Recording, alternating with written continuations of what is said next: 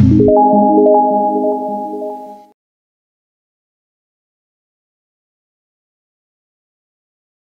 I am doctor Mohini Chikhalande. Welcome to क्रिया शारीर lecture series. आजच्या लेक्चरमध्ये आपण मेद धातूबद्दल अभ्यास करणार आहोत. ऑलरेडी आपण जे 3 धातू आहेत सुरुवातीचे, रस, रक्त आणि मांस धातू, याबद्दल अभ्यास केलेला आहे.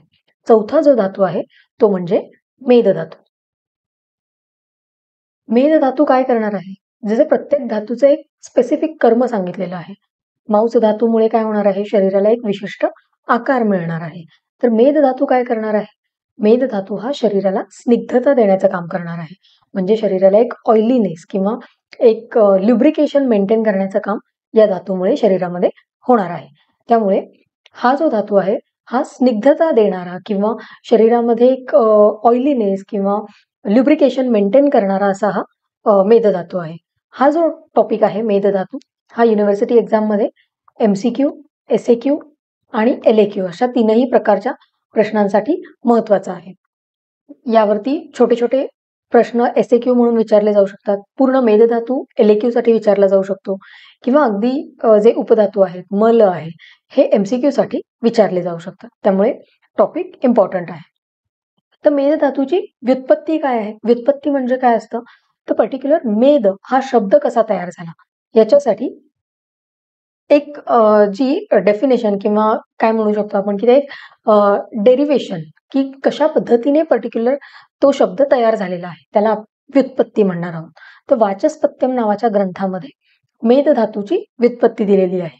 बधे मेधायाश्च वा से मेदती तेश्च मेदितश्चम इदिष्टम. म्हणजेच मेद धातू कशा मेद हा शब्द कसा तयार झालेला आहे यासाठी हा रेफरन्स किंवा हा पर्टिक्युलर एक संदर्भ इथे आलेला आहे. हा आपल्याला लक्षात ठेवायचा की मेद धातू, मग ते संस्कृतचे जे काही व्याकरण आहे किंवा संस्कृतचे जे काही ग्रामॅटिकल रूल्स आहेत, ग्रामरचे जे काही रूल्स आहेत, त्यानुसार हा पर्टिक्युलर शब्द मेद हा शब्द कसा तयार झालेला आहे ते इथे सांगितलेलं आहे. निरुक्ती म्हणजे काय आहे? तर डेफिनेशन. कोणत्याही एका गोष्टीला किंवा कोणत्याही एका एंटिटीला पर्टिक्युलर असंच का म्हटलं जातं किंवा त्याचं कर्म काय आहे त्यावरून त्याची डेफिनेशन किंवा त्याची व्याख्या ठरवली जाते.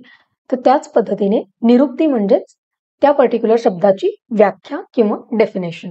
तर मेद धातू म्हणजे काय सांगितलेलं आहे? शब्दकल्पद्रुम या ग्रंथामध्ये, संहितेमध्ये काय सांगितलेलं आहे? तर मेदयती स्निह्यती अनेन इति मेधाः. म्हणजेच मेद धातू कोणाला म्हणायचा आहे? जो शरीरामध्ये स्नेहन करणार आहे, शरीरामध्ये स्निग्धता तयार करणार आहे किंवा ज्या धातूमुळे शरीराला स्निग्धता प्राप्त होणार आहे, एक ल्युब्रिकेशन, ऑइलीनेस शरीरामध्ये निर्माण होणार आहे, त्या धातूला मेद धातू असं म्हणायला इथे सांगितलेलं आहे. त्यामुळे निरुक्ती म्हणजे काय? तर मेद धातूची डेफिनेशन किंवा व्याख्या आपण असं म्हणू शकतो. तर मेदयती स्निह्यती अनेन इति मेधाः. म्हणजेच ज्या धातूमुळे शरीरामध्ये स्निग्धता निर्माण होणार आहे, स्निग्धता तयार होणार आहे, त्या धातूला मेद धातू असं म्हणतात. पर्याय काय काय आहेत? मांसज, म्हणजेच आता नावामध्येच दिलेलं आहे मांसज. ज इज फॉर जन्म किंवा निर्मिती. तर काय सांगितलेलं आहे? मांसज म्हणजे मांस धातूपासून ज्याची निर्मिती होते असा धातू म्हणजे मेद धातू. त्यामुळे मेद धातूचा पर्याय काय सांगितलेला आहे? मांसज. कारण आधीच्या धातूपासून पुढच्या धातूची निर्मिती होणार आहे.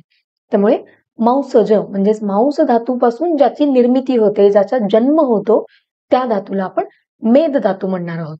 म्हणून मांसज हा मेद धातूचा पर्याय सांगितलेला आहे. मांस तेज म्हणजे काय? तर मांस धातूवर प्रक्रिया होऊन त्याच्यातून पुढचा जो धातू तयार होणार आहे तो म्हणजे मेद धातू. त्यामुळे मांसज आणि मांस तेज हे असे पर्याय का आलेले आहेत? तर मांस धातू नंतर मेद धातूची निर्मिती होणार आहे, म्हणून मेद धातूसाठी हे 2 पर्याय आलेले आहेत, मांसज आणि मांस तेज. पुढे आहे अस्थिकृत. नावामध्येच आहे अस्थिकृत म्हणजे निर्माण करणारा. मेद धातूचा पुढचा धातू कोणता आहे? तर अस्थि धातू आहे. तर मेद धातूपासून अस्थि धातूची निर्मिती होणार आहे पुढे जाऊन, म्हणून अस्थिकृत म्हणजे अस्थि धातूची निर्मिती करणारा असा हा धातू. अस्थि धातूच्या निर्मितीसाठी रिस्पॉन्सिबल असणारा किंवा निर्मितीसाठी कारणीभूत असणारा असा हा धातू असल्या कारणाने मेद धातूला अस्थिकृत असा देखील पर्याय दिलेला आहे. वपा आणि वसा असे दोन पर्याय परत आलेले आहेत मेद धातूसाठी.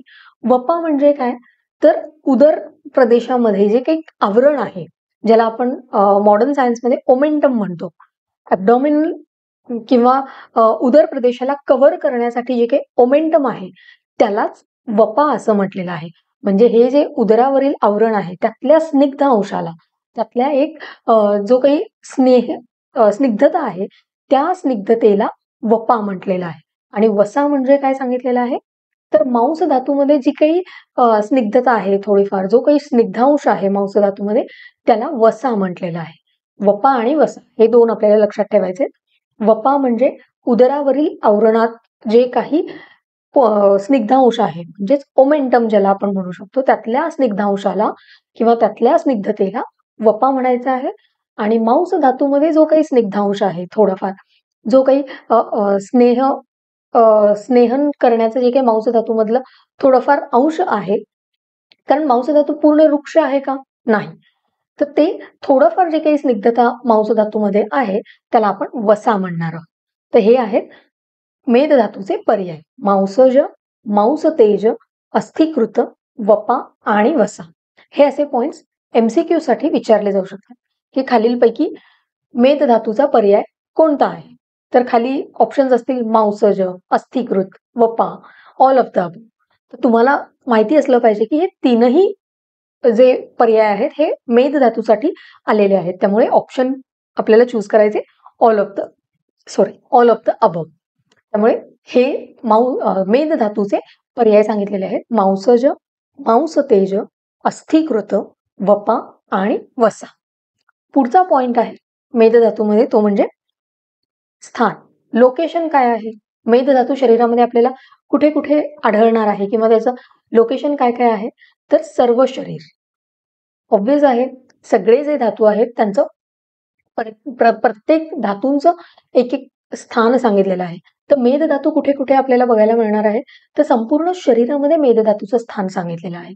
कारण असा कोणता शरीराचा अवयव किंवा पार्ट आहे का की जिथे मेद धातू नाहीये किंवा जिथे स्निग्धतेची गरज नाहीये, तर असं नाहीये. त्यामुळे पूर्ण शरीरामध्ये मेद धातूची व्याप्ती किंवा मेद धातूचं स्थान हे सांगितलेलं आहे. पुढे आहे दुसरं म्हणजे मेदोधरा कला. ही देखील मेद धातूचं स्थान सांगितलेलं आहे. मेदोधरा कला म्हणजे काय, कला हे एक सेपरेट टॉपिक आहे जो आपण through out the lecture series पुढे बघणारच आहोत. इथे आपल्याला लक्षात ठेवायचे की मेदोधरा कला म्हणजे तृतीया मेदोधरा, तिसरी जी कला आहे ती मेदोधरा आहे. आणि ही कुठे आपल्याला ह्याचं स्थान काय सांगितलेलं आहे, मेदोधरा कला कुठे आपल्याला बघायला मिळणार आहे, मेदो ही सर्व भूतानाम उदरस्थम अणु अस्थिषुच महत्सूच मज्जा भवती. म्हणजे मेदोधरा कला कुठे कुठे आपल्याला बघायला मिळणार आहे, तर उदराच्या ठिकाणी, ॲब्डॉमेनच्या ठिकाणी, जे आपण सुरुवातीलाच बघितलं की ओमेंटम जे आहे उदराला किंवा ॲब्डॉमिनल रिजनला कव्हर करणारे जे काही ओमेंटम आहे तिथे मेदोधरा कला आहे. अणुअस्थी म्हणजे जे स्मॉल बोन्स आहेत, छोटे जे अस्थी आहेत त्यांच्यामध्ये मेदोधरा कला सांगितलेली आहे.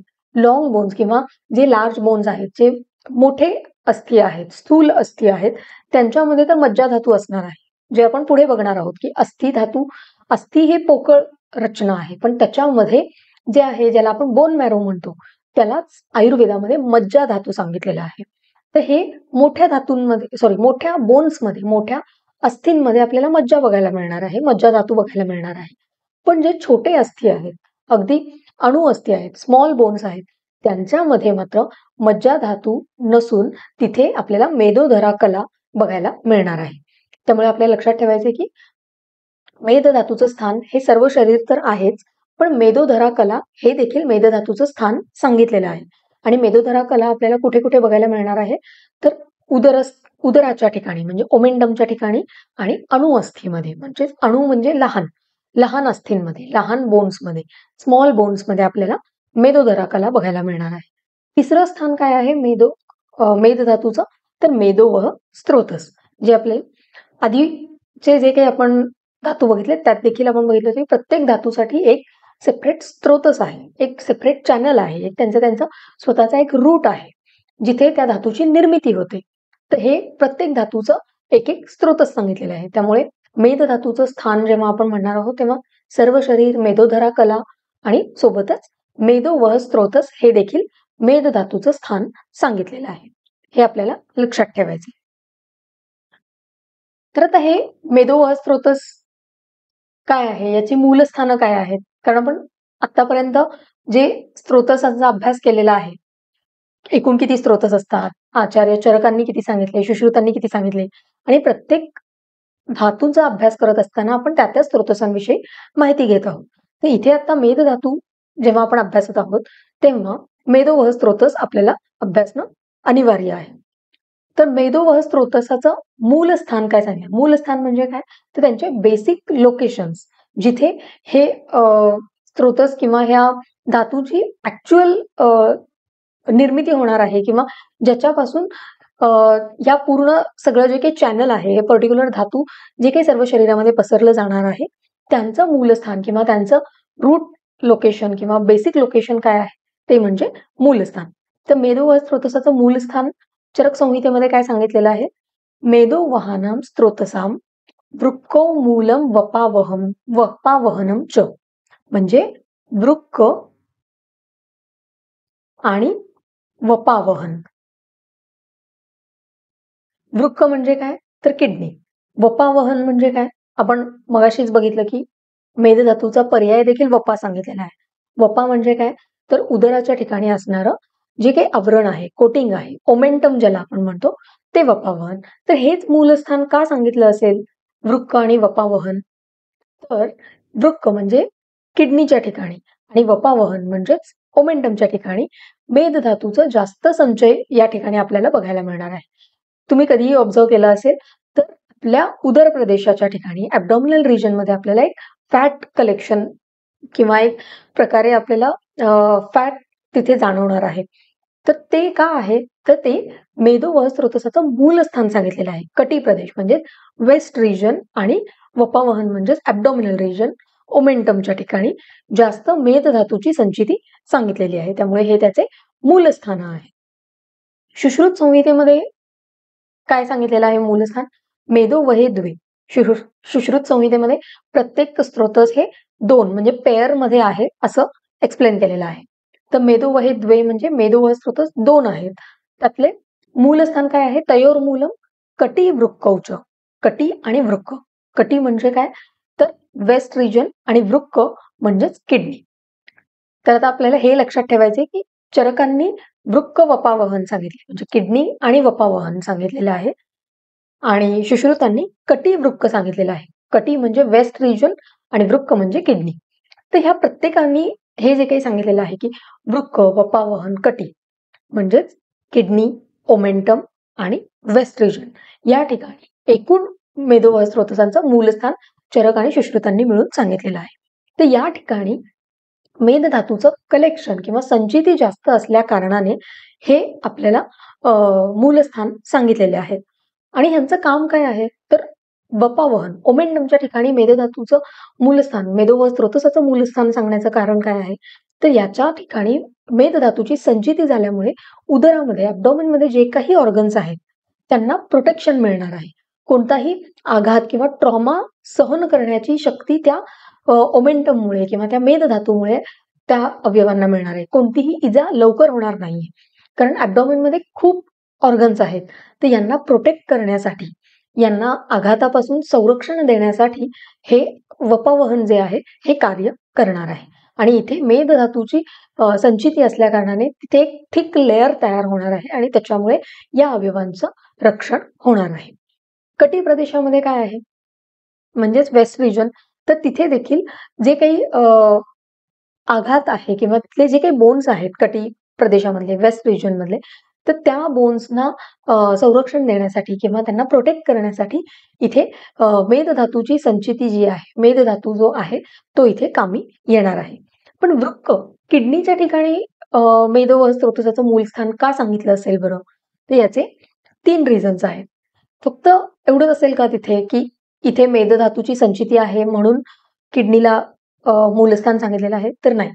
किडनी हे स्पेसिफिकली जे आहे वृक्क हे मूलस्थान सांगण्याचं 3 बेसिक कारणं आहेत. ते म्हणजे पहिलं की किडनी जी आहे, वृक्क जे आहे, जेव्हा तुम्ही शारीर स्थान अभ्यासाल म्हणजे गर्भावस्थेमध्ये त्या बाळाची जेव्हा शरीराची वाढ होत असते, त्याच्या ज्या काही वेगवेगळ्या अवयवांची त्या गर्भामध्ये निर्मिती होत असणार आहे, त्यावेळेला जेव्हा वृक्क तयार होणार आहे, जेव्हा किडनी तयार होणार आहे गर्भावस्थेमध्ये, तेव्हा त्या किडनीची निर्मिती कशी सांगितलेली आहे?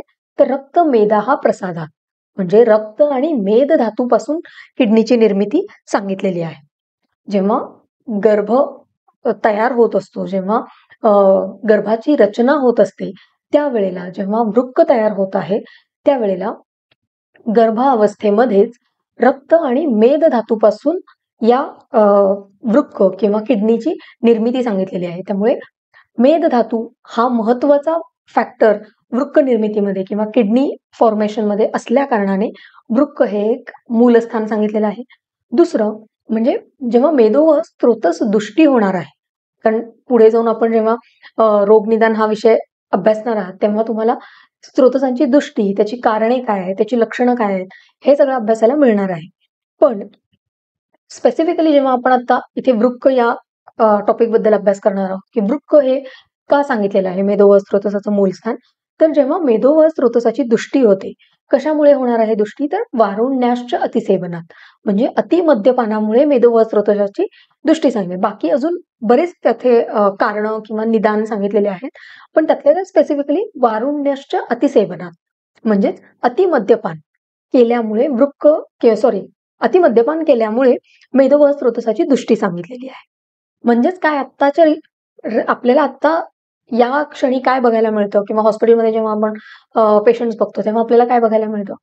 जे क्रोनिक अल्कोहोलिक पेशंट आहेत त्यांच्यामध्ये कालांतराने रिनल फेल्युअरचे चान्सेस आपल्याला बघायला मिळतात किंवा रिनल फेल्युअरचे केसेस आपल्याला बघायला मिळतात. तर ह्याच्यामध्ये काय आहे? क्रोनिक अल्कोहोलिक म्हणजे दीर्घकाळ अतिमद्यपान केल्याने त्यांच्या वृक्क म्हणजे किडनीवरती त्याचा परिणाम होणार आहे आणि त्याच्यातून रिनल फेल्युअरकडे ते पेशंट लँडअप होणार आहेत.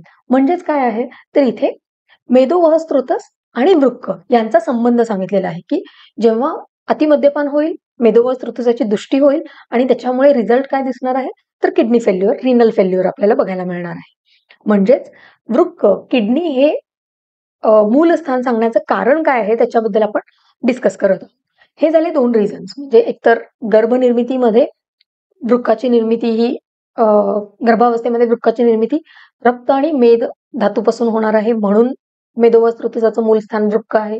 दुसरं म्हणजे मेद व स्त्रोतसाची दृष्टी जेव्हा होते म्हणजे क्रोनिक अल्कोहोलिक पेशंट्समध्ये आपल्याला रिनल फेल्युअर, किडनी फेल्युअर हे बघायला मिळणार आहे. थर्ड रिझन इज प्रमेहासारखे व्याधी म्हणजे जे डायबेटिक पेशंट असतात त्यांच्यामध्ये दीर्घकाल प्रमेह असेल, कारण प्रमेह हा व्याधी कसा आहे तर मेदोदृष्टीमधून होणारा व्याधी आहे. मेद धातूची दृष्टी होणार आहे आणि त्याच्यातून प्रमेहाची निर्मिती होणार आहे. आता जेव्हा प्रमेह हा स्पेसिफिक व्याधी तुम्ही शिकाल तेव्हा तिथे संप्राप्तीमध्ये तुम्हाला जास्त क्लिअरली त्या गोष्टी कळणार आहेत. पण बेसिकली आता आपण इथे एवढं लक्षात ठेवूया की प्रमेह हा जो व्याधी आहे डायबिटीज तो मेद धातूच्या दृष्टीमुळे होणार आहे. आणि आपल्याला हे माहिती आहे की जेव्हा हे पेशंट्स असतात डायबिटीजचे ते कालांतराने त्यांच्यामध्ये देखील आपल्याला रिनल फेल्युअर, किडनी फेल्युअर हे लक्षण बघायला मिळतं. कालांतराने ते पेशंट जे आहेत ते डायलिसिस वरती वगैरे जे शिफ्ट होतात तर तिथे काय आहे तर त्यांचे किडनीज, त्यांचे वृक्क जे आहेत ते व्यवस्थित फंक्शन करत नाहीत. त्यामुळे पेरिफेरल पेरिफेरल नेफ्रोपॅथी जे आहे तर ह्याच्यामध्ये जे काही होणार आहे म्हणजे कालांतराने जेव्हा पेशंट्स कालांतराने जेव्हा प्रमेहाचे जे काही पेशंट्स आहेत, डायबिटीजचे जे काही पेशंट आहेत ते डायबेटिक नेफ्रोपॅथीमध्ये लँडअप होणार आहे. म्हणजेच ते कालांतराने त्यांचे किडनीज जे आहेत, वृक्क जे आहेत ते कार्य करण्यासाठी सक्षम होणार नाहीयेत. त्यामुळे त्यांना डायलिसिस करावं लागणार आहे कारण त्यांचे किडनीज प्रॉपरली फंक्शन करणार नाहीयेत. तर हे जे काही रिझन्स आहेत असे वेगवेगळे कोरिलेशन्स की प्रमेहामध्ये अल्टिमेटली पेशंट डायबेटिक नेफ्रोपॅथी होणार आहे, किडनी फेल्युअरमध्ये जाणार आहे. क्रोनिक अल्कोहोलिकचा पेशंट जो आहे तो देखील अल्टिमेटली रिनल फेल्युअरमध्ये लँडअप होणार आहे. गर्भावस्थेमध्ये वृक्काची निर्मिती होत असताना मेदधातूचा उल्लेख आलेला आहे. त्यामुळे या सगळ्या कारणांमुळे मेदोवह स्रोतसाचं मूलस्थान हे वृक्क सांगितलेलं आहे. त्यामुळे वृक्क व पावहन हे चरकांनी सांगितलेलं आहे. सुश्रुतांनी कटी आणि वृक्क असं मेदोवह स्रोतसाचं मूलस्थान सांगितलेलं आहे. तर हे आपल्याला लक्षात ठेवायचं. पुढचा पॉइंट आहे पांचभौतिक संघटन. म्हणजेच कोणते महाभूत या धातूमध्ये आपल्याला बघायला मिळणार आहेत. तर मेदो जलपृथ्व्यात्मकम म्हणजे जल महाभूत आणि पृथ्वी महाभूत हे दोन महाभूतांचं आधिक्य आपल्याला मेद धातूमध्ये बघायला मिळणार आहे. जल आणि पृथ्वी हे आपल्याला इथे लक्षात ठेवायचं. नंतर मेद धातूची उत्पत्ती कशी होणार आहे. आतापर्यंत आपण प्रत्येक धातूंची उत्पत्ती ज्या पद्धतीने बघितली की आहार रस, आहाराचं सेवन होणार आहे, त्याच्यावर जठराग्नीची प्रक्रिया होणार आहे आणि त्याच्यातून आहार रसाची निर्मिती होणार आहे. त्या आहार रसामध्ये प्रत्येक धातूचे पोषक अंश असणार आहेत. मग मेद धातूची निर्मिती होत असताना आहार रसामध्ये असणारा जो काही मेद पोषक अंश आहे, म्हणजे मेद धातूची निर्मिती होण्यासाठी जे काही पोषक असा पार्ट त्या आहार रसामध्ये आहे, त्याच्यावर मेद धात्वाग्नीची क्रिया होणार आहे आणि मेदोवह स्रोतसामध्ये मेद धातूची निर्मिती ही होणार आहे. म्हणजे पर्टिक्युलर त्या धातू पोषक अंशावर त्या धात्वाग्नीची क्रिया होऊन त्या स्रोतसामध्ये त्या धातूची निर्मिती होणार आहे. त्यामुळे मेद धातूची निर्मिती कशी होणार आहे. तर आहार रसामधील मेद पोषक अंशावर मेदो धात्वाग्नीची प्रक्रिया होणार आहे आणि मेद वह स्रोतसामध्ये मेद धातूची निर्मिती ही होणार आहे. त्याच्यानंतर या धातूचे गुण काय आहेत, क्वालिटीज काय आहेत, मेद धातू कसा आहे. तर द्रव, ऑब्व्हियसली जल महाभूत असल्या कारणाने त्याला लिक्विडिटी असणार आहे, द्रव गुणात्मक असणार आहे. स्निग्ध, मेद धातूचा अगदी बेसिक गुण जो आहे तो स्निग्ध, कारण पूर्ण शरीराला स्निग्धता देण्याचंच काम मेद धातू करणार आहे. मृदू आहे, गुरु आहे. पृथ्वी महाभूत असल्या कारणाने मेद धातू हा गुरु आहे, म्हणजे मेद धातूमुळे शरीराला एक वजन निर्माण होणार आहे किंवा वजन प्राप्त होणार आहे, एक वेट मिळणार आहे. त्यामुळे गुरु गुण आहे, स्थिर आहे पृथ्वी महाभूत असल्यामुळे आणि श्लक्ष्ण आहे. तर हे मेद धातूचे गुण सांगितलेले आहेत. द्रव, स्निग्ध, मृदू, गुरु, स्थिर आणि श्लक्ष्ण. त्याच्यानंतर या धातूचं शरीरामधलं प्रमाण किती आहे, क्वांटिटी किती आहे. तर द्वौ मेदसाहा म्हणजे 2 अंजली. अंजली म्हणजे काय, तर ओंजळ. जेव्हा त्या व्यक्तीची ओंजळ, म्हणजे आता हे मानपरिभाषा जेव्हा रसशास्त्र या विषयामध्ये तुम्ही शिकणार आहात त्यावेळी तुम्हाला याबद्दल जास्त डिटेल अभ्यासाला मिळणार आहे. तर अंजली म्हणजे ओंजळ, किंवा आपण काय म्हणू शकतो की एक आपला हात आपण जेव्हा असा पुढे करतो तेव्हा जी काही एक हे तयार होणार आहे, एक पार्ट तयार होणार आहे खोलगट, त्याला आपण अंजली किंवा ओंजळ म्हणणार आहोत. तर हे ओंजळ किंवा ही 2 अंजली कुणाच्या कंपॅरिझनने, तर त्या व्यक्तीच्या ओंजळीनुसार, म्हणजे प्रत्येक व्यक्तीची अंजली प्रमाण हे त्या व्यक्तीनुसार ठरणार आहे. 2 अंजली पण एक्झॅक्टली कोणाची, तर त्या व्यक्तीची. म्हणजे आता माझ्या शरीरामध्ये जर मेद धातू 2 अंजली असेल तर माझ्या ओंजळीने 2 अंजली एवढं ते प्रमाण होणार आहे. जर XYZ कोणी पर्सन असेल तर त्याच्या शरीरातलं 2 अंजली प्रमाण म्हणजे त्याच्या ओंजळीनुसार, त्याच्या अंजली प्रमाणानुसार 2 अंजली हे प्रमाण त्याच्या शरीरातल्या मेद धातूचं असणार आहे. त्यामुळे आपल्याला लक्षात ठेवायचे मेद धातू हा शरीरातील प्रमाण किती आहे, तर मेद धातूचं शरीरातील प्रमाण 2 अंजली एवढं सांगितलेलं आहे. कार्य काय आहे, मेद धातूचं शरीरातलं कर्म काय आहे, तर मेदा हा स्नेह स्वेदौ दृढत्वम पुष्टिम अस्थनांच. स्नेह नावातच आपण बघितलं होतं सुरुवातीलाच की मेद धातूचं काम काय आहे, स्नेहन करणं.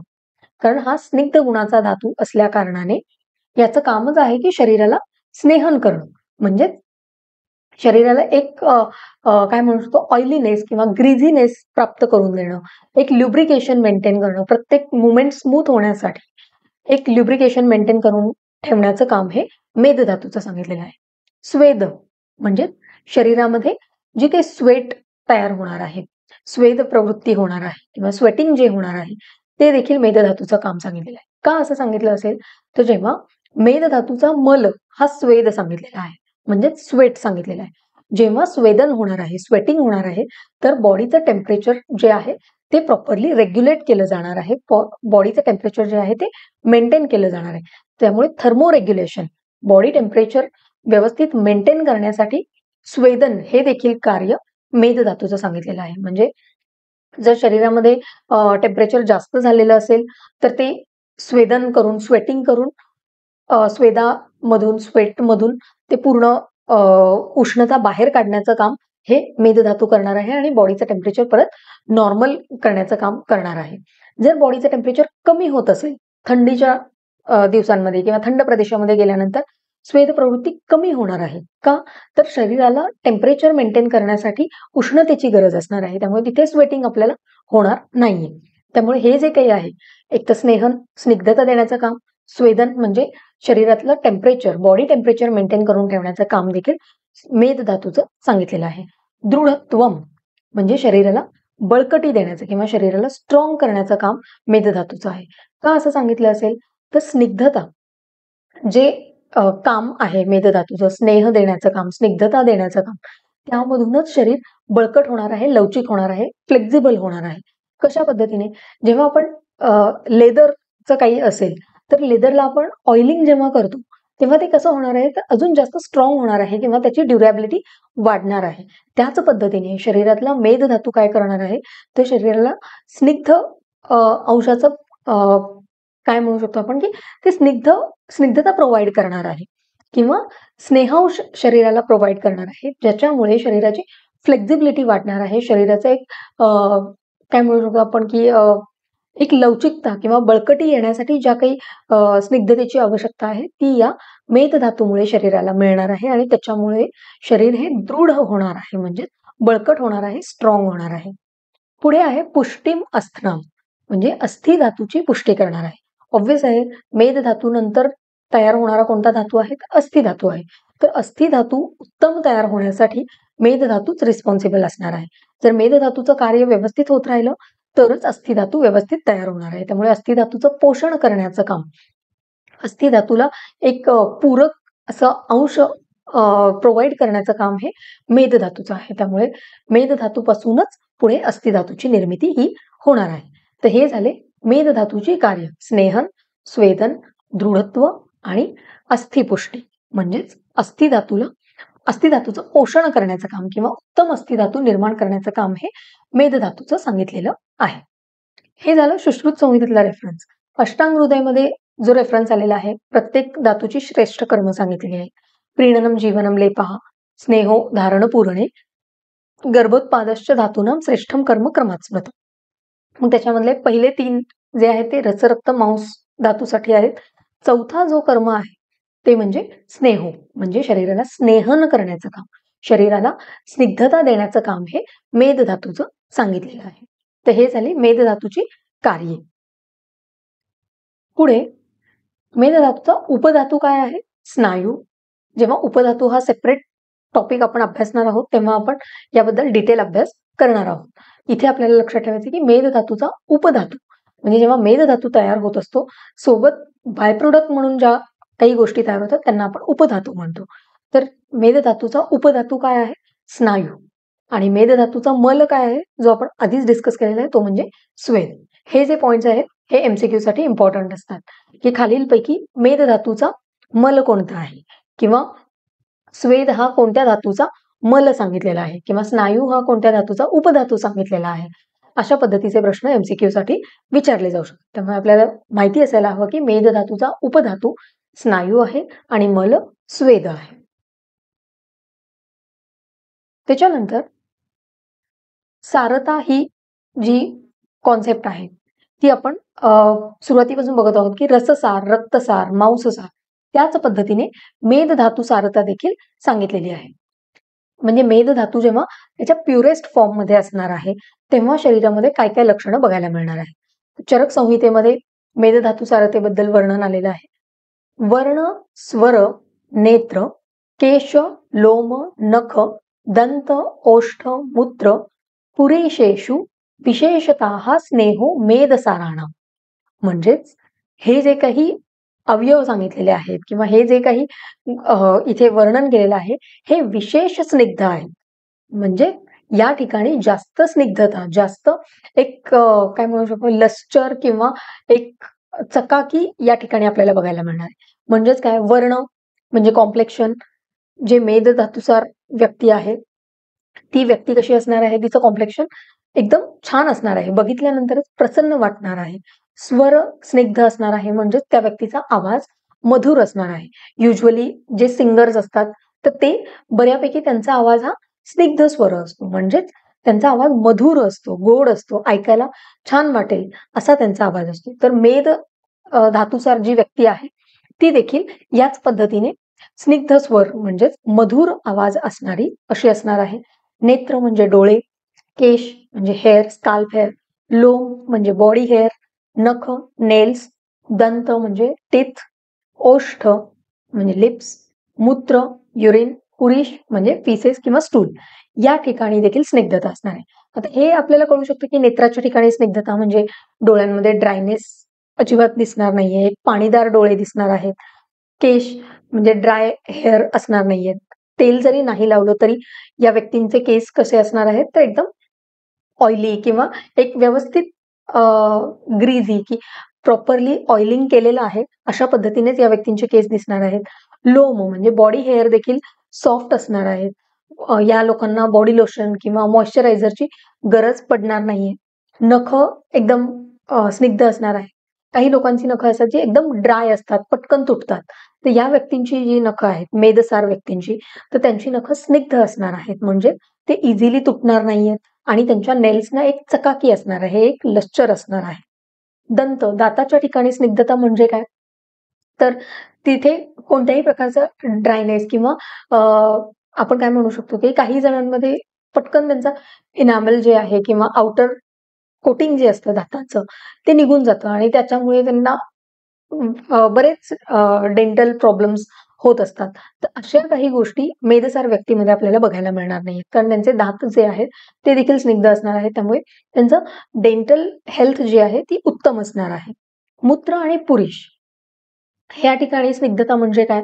तर हे इझिली युरिन आणि स्टूल पास करू शकणार आहेत. त्यांना कधीही या गोष्टींचा प्रॉब्लेम होणार नाहीये. स्पेसिफिकली मोशनच्या बाबतीत यांना कधीही कॉन्स्टिपेशन होणार नाहीये. त्यांचं जे काही रिच्युअल आहे मॉर्निंग रिच्युअल तर त्याच्यामध्ये ते इझिली स्टूल पास करू शकणार आहेत. कधीही त्यांना कॉन्स्टिपेशन किंवा हार्ड स्टूलचा त्रास होणार नाहीये. हे आहे मेदसार व्यक्तींची जे काही फिजिकल कॅरेक्टरिस्टिक्स म्हणजे जे शरीरावर आपल्याला बघायला मिळू शकतात अशी लक्षणं. ह्याच्यामध्ये ओष्ठ स्निग्धता पण आहे. दंतनंतर ओष्ठ सांगायचं राहिलं. ओष्ठ म्हणजे लिप्स. लिप्सच्या ठिकाणी स्निग्धता असणार आहे. म्हणजेच ते कधीही क्रॅक्ड लिप्स किंवा ड्राय लिप्स असे या व्यक्तींचे असणार नाहीयेत. नेहमी त्या व्यक्तींचे लिप्स जे आहेत ते सॉफ्ट आणि एक चकाकी असणारी अशी वेट किंवा मॉइश्चर प्रॉपर मेंटेन केलेलं असं लिप्स या व्यक्तींचे असणार आहेत. म्हणजे या व्यक्तींनी जरी लिप बाम किंवा काहीही व्हॅसलीन असं काहीही न लावता त्यांचे जे ओठ आहेत मेदसार व्यक्तींचे हे अतिशय व्यवस्थित असे असणार आहेत. त्यांना कधीही ड्रायनेस किंवा क्रॅक्ड लिप्स असे कंप्लेंट्स या व्यक्तींकडे ते व्यक्ती कधीच सांगणार नाहीयेत. हे झाले फिजिकल कॅरेक्टरिस्टिक्स. आता दुसरं आपल्याला मेंटल किंवा एकूण त्यांच्या बिहेवियर लाईफस्टाईलमध्ये मेदसार व्यक्तींच्या आपल्याला काय बघायला मिळणार आहे? सासारता म्हणजे मेदसार व्यक्तींमध्ये वित्त, ऐश्वर्य, सुख, उपभोग, प्रदानानि आर्जवम सुकुमार उपचारताम च आचष्टे. म्हणजेच मेदसार व्यक्ती कशी असणार आहे? वित्त म्हणजे या व्यक्तींकडे पैसा भरपूर असणार आहे, लक्झरी असणार आहे. ऐश्वर्य म्हणजे धनवान अशी ही व्यक्ती असणार आहे. सुख उपभोग म्हणजे ज्या काही लक्झरियस गोष्टी आहेत त्यांचा उपभोग व्यवस्थित घेणार आहे. ही व्यक्ती सुखी असणार आहे. एकदम काय म्हणू शकतो आपण की प्रत्येक गोष्टींचा आनंद घेणारी, प्रत्येक गोष्टींचा उपभोग घेणारी अशी ही व्यक्ती असणार आहे. आर्जवम म्हणजे ही व्यक्ती पोलाईट असणार आहे, नम्र असणार आहे. सुकुमार उच्चारता आणि ही व्यक्ती नाजूक असणार आहे. सुकुमार म्हणजे नाजूक. तर या व्यक्तींना कोणतेही तीक्ष्ण उपचार सहन होणार नाहीयेत. म्हणजेच काय? तर अगदी तीक्ष्ण द्रव्य किंवा कोणतेही पंचकर्मासारखे वमन, विरेचन, बस्ती यासारखे जे अगदी तीक्ष्ण उपचार आहेत ह्या व्यक्ती सहन करू शकणार नाहीयेत, कारण ते सुकुमार असणार आहेत. ते या सगळ्या जे काही तीक्ष्ण उपचार आहेत, तीक्ष्ण औषधी द्रव्य आहेत, ह्या गोष्टी या मेदसार व्यक्तीला सहन होणार नाहीयेत. तर अशा पद्धतीने मेदसार व्यक्तींची ही कॅरेक्टरिस्टिक्स चरक संहितेमध्ये दिलेली आहे. पुढे सुश्रुत संहितेमध्ये मेदसार व्यक्तींची लक्षणं काय सांगितलेली आहेत? स्निग्ध मूत्र स्वेद स्वरम, म्हणजेच स्निग्ध मूत्र म्हणजे इझिली युरिन पास होणार आहे. कधीही या लोकांना काय म्हणू शकतो आपण की युरिनशी रिलेटेड काही कंप्लेंट्स येणार नाहीयेत, की युरिन प्रॉपर होत नाहीये किंवा खूप वेळ युरिन ऑब्स्ट्रक्ट होऊन राहिलेली आहे. या कारणाने त्यांना कॅथेटर करावं लागलेलं आहे. असं कधीही होत नाही. तर या व्यक्तींना स्निग्ध गुण असल्या कारणाने युरिन प्रॉपरली व्यवस्थितपणे ती शरीरातून बाहेर एक्सपेल केली जाणार आहे. स्निग्ध स्वेद म्हणजे स्वेटिंग जे आहे ते व्यवस्थित प्रमाणात होणार आहे. स्निग्ध स्वर, आवाज हा मधुर असणार आहे या व्यक्तींचा. बृहत शरीरम, या व्यक्तींचं शरीर मात्र बृहत सांगितलेलं आहे. हा एक वेगळं लक्षण आहे की बृहत म्हणजे काय, तर मेदधातू व्यवस्थित असल्या कारणाने ह्या व्यक्तींचा शरीराचा जो बांधा आहे किंवा फिजिकल बिल्ड जे आहे ते व्यवस्थित असणार आहे. थोडंसं स्ट्रॉंग फिजिकल बिल्ड असणारी अशी ही व्यक्ती असणार आहे. आयास असहिष्णू मेधसा, बॉडी थोडीशी फिजिकल बिल्ड स्ट्रॉंग असल्या कारणाने, जरा हेवी बॉडी असल्या कारणाने या व्यक्तींना कोणतेही काम किंवा कोणतेही कष्ट, व्यायाम या व्यक्तींना सहन होणार नाहीये. आयास असहिष्णू म्हणजे कोणत्याही प्रकारचा व्यायाम किंवा शारीरिक श्रम या व्यक्तींना सहन होणार नाहीये. असे हे सुश्रुत संहितेमध्ये मेदसारतेची लक्षणं सांगितलेली आहे. पुढे या मेदधातूची जर वृद्धी झाली, कारण आपण मेदधातूचं प्रमाण बघितलं होतं शरीरामध्ये, ते 2 अंजली होतं, द्वौ अंजली. पण याच धातूचं काही कारणाने शरीरामध्ये जर वृद्धी झाली, आहार विहार जर स्निग्ध, गुरु असा सातत्याने असाच आहार सेवन केला गेला, तर शरीरामधला मेदधातू वाढणार आहे. तर जेव्हा हा मेदधातू शरीरामध्ये वाढेल, तेव्हा काय लक्षणं बघायला मिळणार आहेत?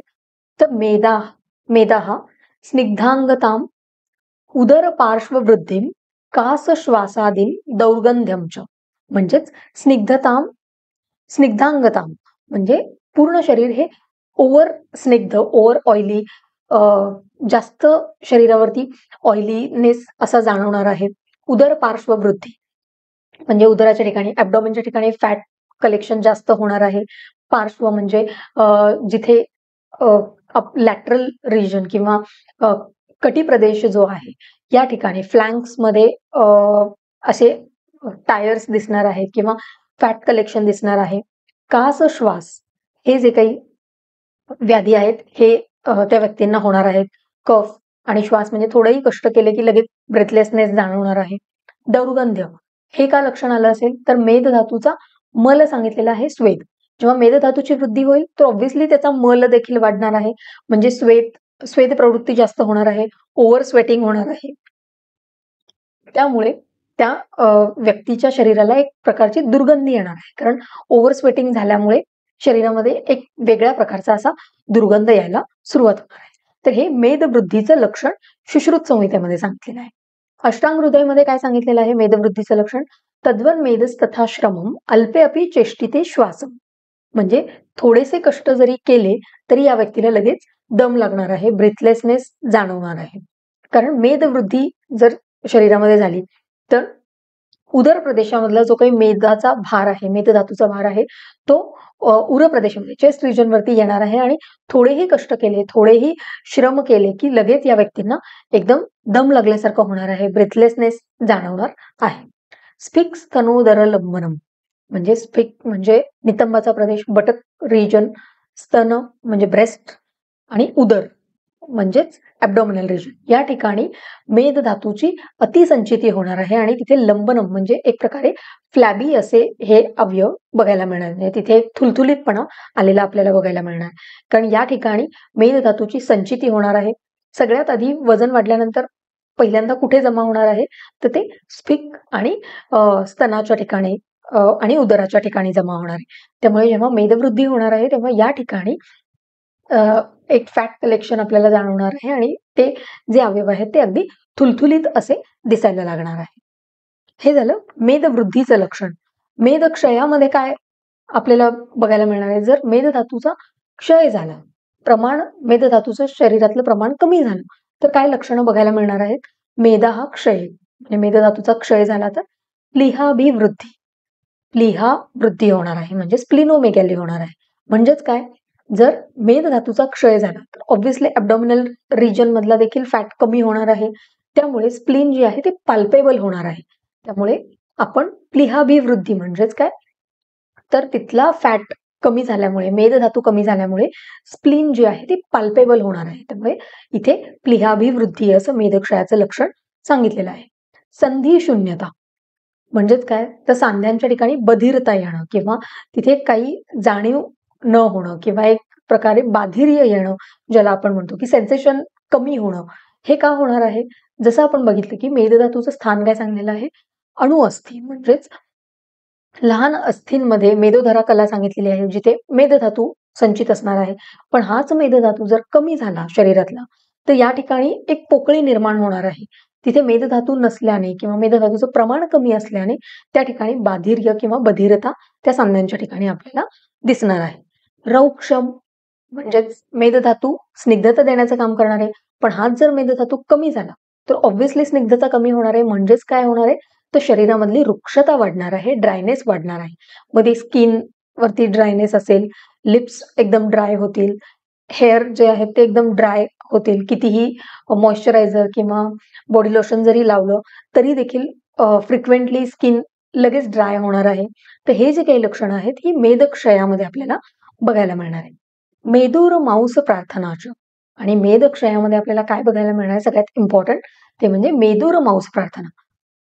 म्हणजे जे काही मांस, मेदूर मांस म्हणजेच फॅट युक्त असं मांस खाण्याची इच्छा ती व्यक्ती व्यक्त करणार आहे. म्हणजेच शरीरामध्ये ज्या गोष्टींची कमतरता आहे त्याच गोष्टींबद्दल काहीतरी किंवा त्याच गोष्टी खाण्याची इच्छा शरीर व्यक्त करणार आहे, जेणेकरून शरीरातली जी काही डेफिशियन्सी आहे ती भरून काढता यावी. त्यामुळे जर मेदक्षय झालेला असेल, शरीरामधला मेदधातू कमी झालेला असेल, तर मांस सेवन करण्याची, मेदूर मांस, स्पेसिफिकली मेदूर मांस म्हणजेच फॅट्स असणारं असं जे काही नॉनव्हेज आहे, मांस आहे, ते खाण्याची इच्छा त्या व्यक्तीला होणार आहे. हे सुश्रुत संहितेमध्ये आलेली मेदक्षयाची लक्षणं आहेत. अष्टांग हृदयमध्ये काय सांगितलेलं आहे मेदक्षयाच्या लक्षणांबद्दल, तर मेदसी क्षीणे, मेदधातूचा जर क्षीण झाला मेदधातू, तर स्वपनम कट्ट्याहा, म्हणजेच कटी प्रदेशाच्या ठिकाणी बधिरता, बाधिर्य येणार आहे. का असं होणार आहे, तर मेदधातूचं मेदोवस्त्रोतचं मूलस्थान कटी सांगितलेलं आहे आणि याच ठिकाणी जर मेदधातूचा क्षय शरीरामध्ये झालेला असेल तर ऑब्व्हियसली सगळ्यात आधी मूलस्थानावरती त्याचा प्रभाव दिसणार आहे किंवा त्याचा काय म्हणू शकतो आपण, त्याचा रिझल्ट दिसणार आहे. त्यामुळे कटी प्रदेशाच्या ठिकाणी वेस्ट रिजन मध्ये एक बाधिर्य, बधिरता येणार आहे. प्लीहा वृद्धी, परत तेच की स्प्लीन जी आहे ती पाल्पेबल होणार आहे, कारण ॲब्डॉमिनल रिजन मधला मेदधातूचं प्रमाण कमी झाल्यामुळे स्प्लीन ही जेव्हा आपण पाल्पेट करणार आहोत तेव्हा इझिली स्प्लीन पाल्पेबल होणार आहे. जनरली स्प्लीन पाल्पेबल होते का, तर नाही. जर व्यवस्थित शरीर यष्टी असेल, सगळं व्यवस्थित असेल तर इझिली पाल्पेट नाही होणार. पण जेव्हा मेदाचा क्षय होणार आहे तेव्हा मात्र स्प्लीन जी आहे ती इझिली आपल्याला पाल्पेबल असणार आहे. आणि कृशांगता, मेदधातूचा क्षय जर झाला शरीरामध्ये तर ऑब्व्हियसली शरीर कसं होणार आहे, कृश होणार आहे, बारीक होणार आहे. शरीरातलं मेदधातू कमी झाल्यामुळे शरीराचं वजन कमी होणार आहे. त्यामुळे ती व्यक्ती अगदी बारीक अशी दिसणार आहे. तर हे झाले मेदक्षयाची लक्षणं. तर अशा पद्धतीने आजच्या लेक्चरमध्ये आपण मेदधातू हा टॉपिक अभ्यासलेला आहे. हा टॉपिक जो आहे MCQ, SAQ आणि LAQ साठी इम्पॉर्टंट आहे. जसं मेदधातू सारता जी आहे ती SAQ साठी तो प्रश्न तुम्हाला विचारला जाऊ शकतो, किंवा मेदधातूचं स्थान, मेदोवह स्त्रोतस आणि त्याची मूलस्थानं, असा प्रश्न SAQ साठी विचारला जाऊ शकतो. पूर्ण मेदधातू LAQ साठी विचारला जाऊ शकतो, किंवा मेदधातूचे पर्याय, उपधातू, मल हे MCQ साठी विचारले जाऊ शकतात. त्यामुळे हा टॉपिक इम्पॉर्टंट आहे. जर यातले जे काही छोटे छोटे श्लोक आहेत ते जर पाठ करून तुम्ही एक्झाममध्ये श्लोक लिहून जर खाली एक्सप्लेनेशन दिलं तर जास्तीत जास्त मार्क्स देखील मिळण्याची शक्यता आहे. त्यामुळे जे छोटे श्लोक आहेत जर शक्य झाले तर ते पाठ केलेले बरे असते. अशा पद्धतीने आजच्या लेक्चरमध्ये आपण मेध धातू हा कंप्लीट केलेला आहे. नेक्स्ट लेक्चरमध्ये आपण याचा पुढचा जो धातू आहे अस्थि धातू त्याच्याबद्दल अभ्यास करणार आहोत. धन्यवाद.